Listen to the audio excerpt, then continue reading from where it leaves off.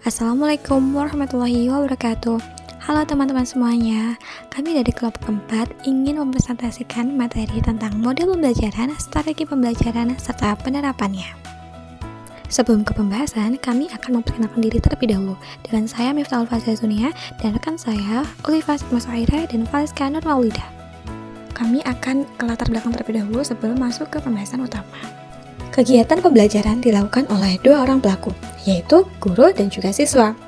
Perilaku belajar dan juga perilaku mengajar berkaitan dengan bahan pembelajaran. Nah, bahan pembelajaran ini dapat berupa pengetahuan, nilai kesusilaan, seni, agama, sikap, dan keterampilan.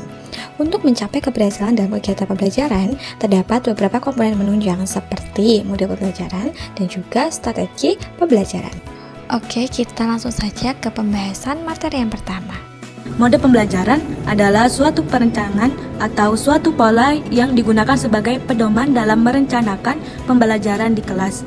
Mode pembelajaran mengacu pada pendekatan pembelajaran yang akan digunakan termasuk tujuan-tujuan mengajar, tahap-tahap dalam kegiatan pembelajaran dan pengolahan kelas Triano 2010. Sedangkan menurut Joyce and Well, mode pembelajaran adalah kerangka konseptual yang melukiskan prosedur yang sistematis dalam mengorganisasikan pengalaman belajar untuk mencapai tujuan pembelajaran tertentu dan memiliki fungsi sebagai pedoman. Berdasarkan dua pendapat di atas, maka dapat disimpulkan bahwa mode pembelajaran adalah kerangka konseptual yang melukiskan prosedur sistematik dalam mengorganisasikan pengalaman pembelajaran untuk mencapai tujuan pembelajaran tertentu dan berfungsi sebagai pedoman bagi perancang pembelajaran dan para guru dalam merancang dan melaksanakan proses belajar mengajar.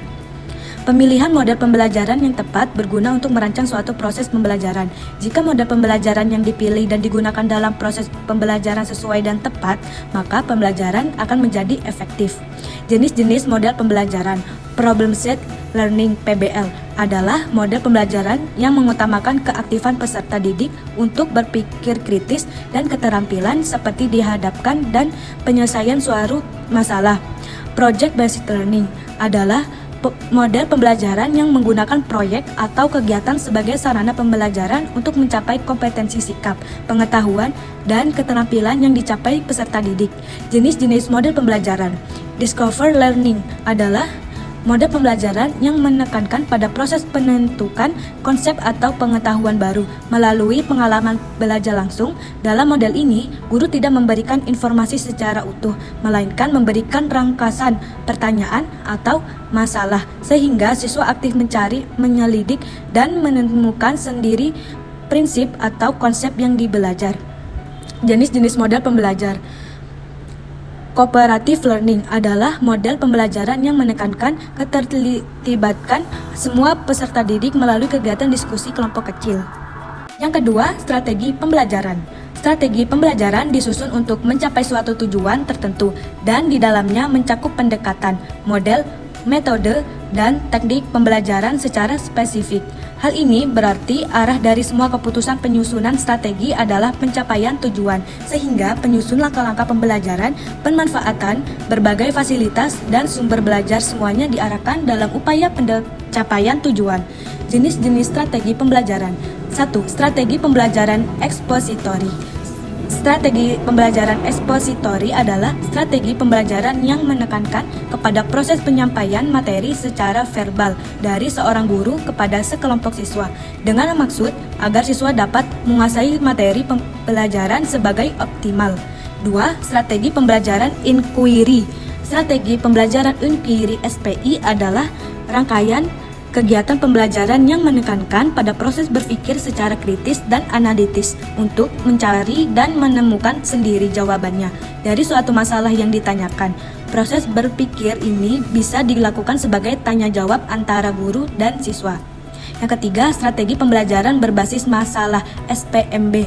Pembelajaran berbasis masalah dapat diartikan sebagai rangkaian aktivitas pembelajaran yang menekankan kepada proses penyelesaian masalah yang dihadapi secara ilmiah. Melalui proses ini, sedikit demi sedikit, siswa akan berkembang secara utuh. Hal ini berarti perkembangan siswa tidak dapat hanya terjadi pada aspek kognitif, tetapi juga aspek efektif dan psikomotor melalui penghayatan secara internal akan masalah yang akan dihadapi. Yang keempat, Strategi Pembelajaran Peningkatan Kemampuan Berpikir (SPPKB) merupakan strategi pembelajaran yang menekankan kepada kemampuan berpikir siswa. Dalam pembelajaran ini, materi pembelajaran tidak disajikan begitu saja kepada ini. Materi tidak disajikan siswa, akan tetapi siswa dibimbing untuk proses menemukan sendiri konsep yang harus dikuasai melalui proses dialogis yang terus-menerus dengan memanfaatkan pengalaman siswa. Yang kelima, strategi pembelajaran kooperatif (SPK). Strategi pembelajaran kooperatif merupakan pembelajaran dengan menggunakan sistem pengelompokan atau tim kecil, yaitu antara 4-6 orang yang mempunyai latar belakang kemampuan akademik, jenis kelamin, ras atau suku yang berbeda, heterogen.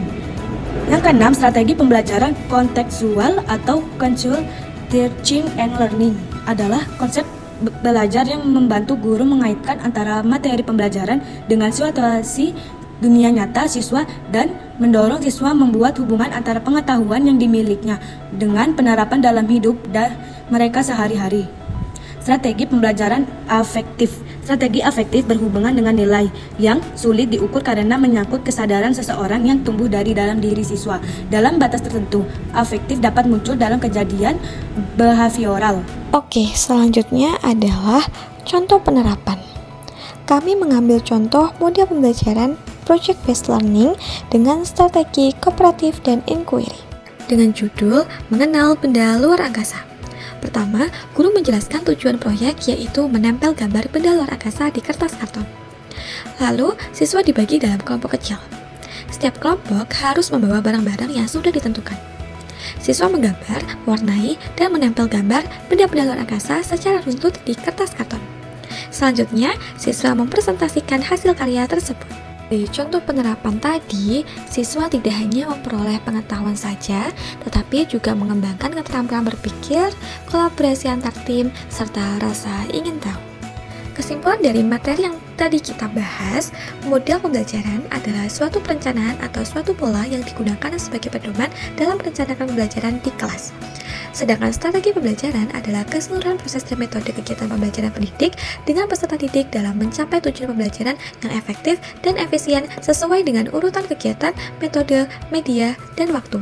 Keduanya saling berkaitan dan harus dipilih sesuai tujuan, materi, kondisi siswa, serta fasilitas yang tersedia. Pemilihan model dan strategi pembelajaran yang tepat akan dapat membina peserta didik untuk dapat berpikir kreatif, mandiri, dan adaptif terhadap berbagai situasi yang terjadi dan mungkin akan terjadi. Pendidik memikirkan dan mempersiapkan model dan strategi pembelajaran yang tepat agar peserta didik mampu menerima dan memproses informasi yang disampaikan oleh pendidik.